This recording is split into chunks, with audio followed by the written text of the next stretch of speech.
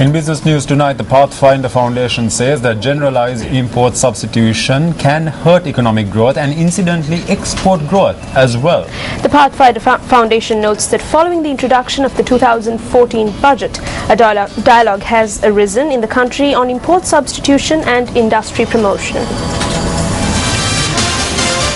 The Pathfinder Foundation notes that most countries in the world that adopted protectionist strategies in the period from 1960 to 1970 have seen these strategies fail. Many countries in the 1960s and 70s adopted a development strategy based on import substitution. It is fair to say that it was uniformly unsuccessful in every country. In Sri Lanka, we got into a situation of low investment, low growth, high unemployment, high inflation, and there was a scarcity of even essential goods, and there were queues, people having to queue up. In such circumstances, it's exports. It's an export-driven development strategy that has to take preeminence. Having said that, it's important to recognize that while a generalized strategy of import substitution is not appropriate, there is a case for selective protection in certain instances. Hence, from the perspective of dynamic comparative advantage, one can make a claim for import substitution in agriculture, but here again it must be selective. Let's now take a quick look at the newspaper cartoon of the day.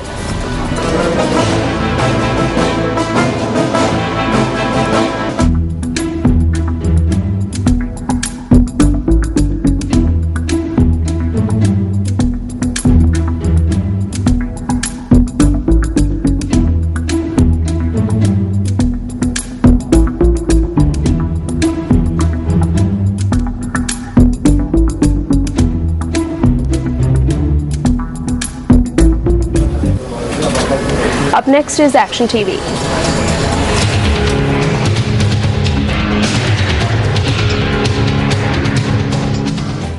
The electricity supply to this house in Ratmalana was disconnected by the Ceylon Electricity Board on the 8th of May last year.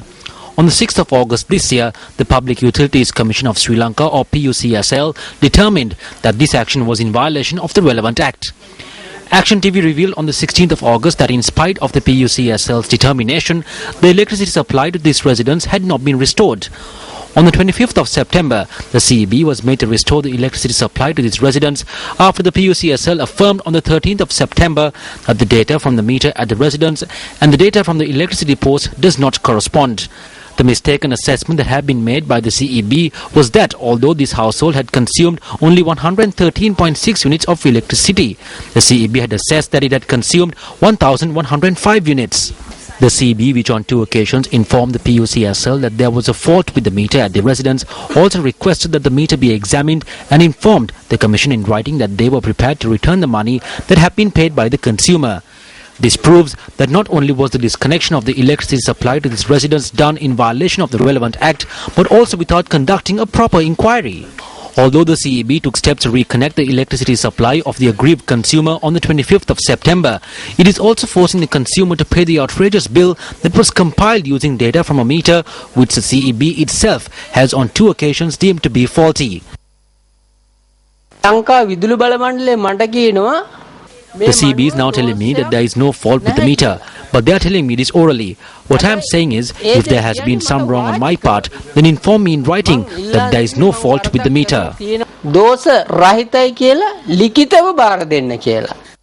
Not only is the CEB failing to engage in written dealings with consumers, but a letter dated the 24th of September, addressed by the Western Province Deputy General Manager of the CEB to the Director General of the PUCSL, also shows that the CEB does not approve of consumers engaging in dealings with the PUCSL.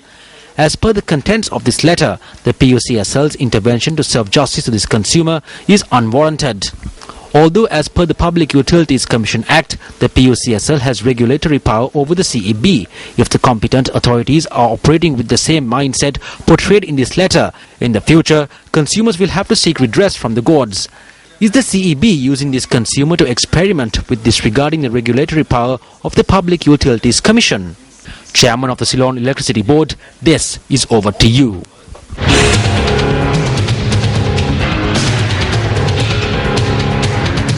Sri Lanka's #1 hit music station Yes FM celebrates their 20th anniversary today. Over the past 2 decades since its inception, Yes FM has captured the hearts of the radio audience in Sri Lanka, revolutionizing the industry in Sri Lanka with the introduction of new shows and broadcasting internationally acclaimed shows as well. Speaking to Newsfirst, channel head of Yes FM, Shak, spoke about the station's historic 20-year journey.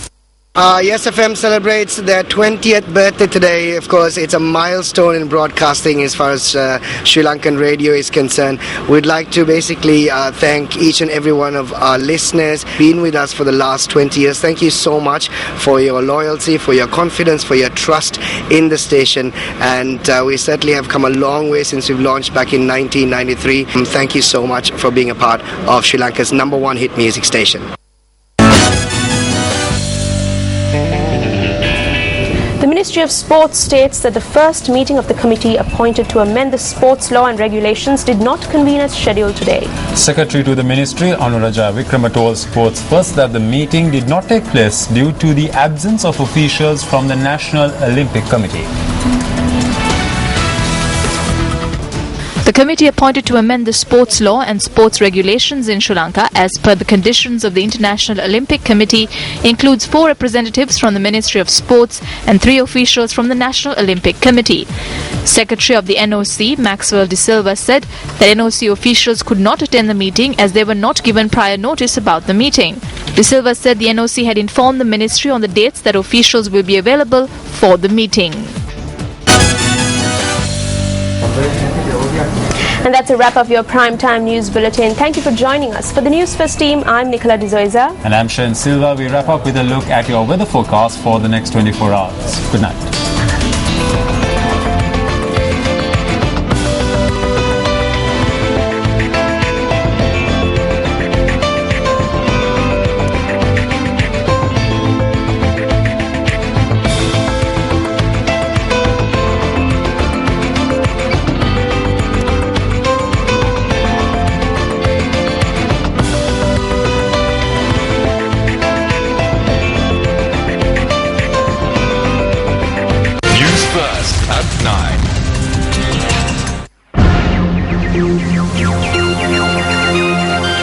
Hotline 0114-896-896.